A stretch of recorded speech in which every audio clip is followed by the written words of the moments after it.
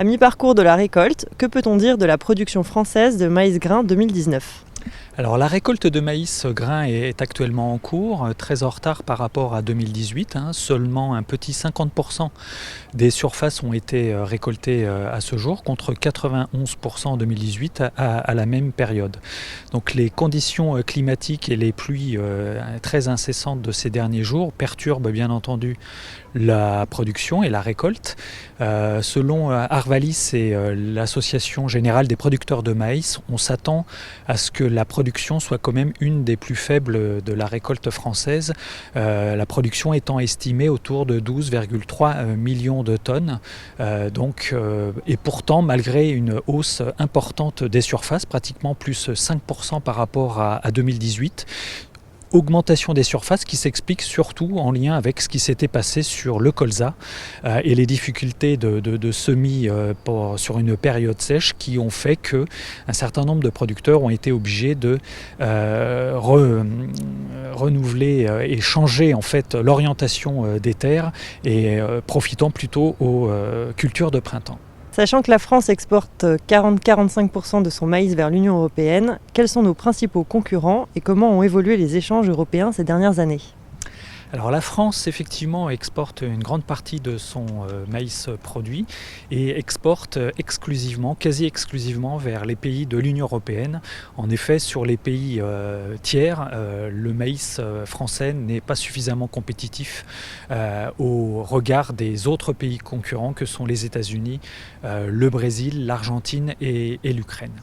Alors ces exportations au sein de l'Union européenne font que les Français sont également concurrencés de plus en plus par des pays de l'Union européenne et notamment les proches pays de la mer Noire comme la Roumanie, la Bulgarie et la Hongrie. Concernant la Roumanie par exemple, la Roumanie en 2012 n'exportait que 500 000 tonnes vers les autres pays de l'Union européenne alors que pour cette nouvelle campagne 2019-2020, on s'attend à ce que son volume d'exportation vers les pays de l'Union européenne tourne autour de 3,7 millions, pratiquement l'équivalent de ce que nous exportons généralement vers les pays comme l'Espagne et également comme les pays de l'Europe du Nord, comme la Belgique, les Pays-Bas et l'Allemagne.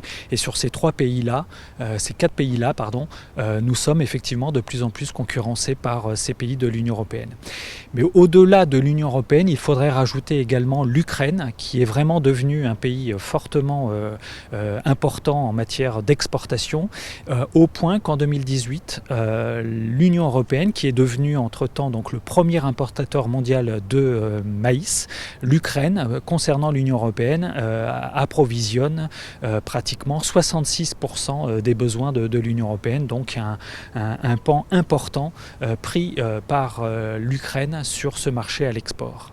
Les prix du maïs sont largement tirés par les États-Unis qui ont connu des conditions de culture difficiles cette année. Quelle est la situation à l'heure actuelle ?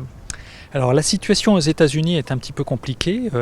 Effectivement, en tant que premier producteur mondial, en tant que premier exportateur mondial et en tant que premier utilisateur mondial de maïs, c'est un petit peu les États-Unis qui font le prix. Rappelez-vous, lors des conditions de semis en printemps dernier aux États-Unis, avec donc des pluies très importantes, ces semis avaient été très perturbés, ce qui a automatiquement créé une forte augmentation des prix à ce moment-là. Alors concernant la récolte qui est en cours, même chose, les caprices de la météo à travers des pluies importantes, notamment sur la Corn Belt, ont retardé cette moisson.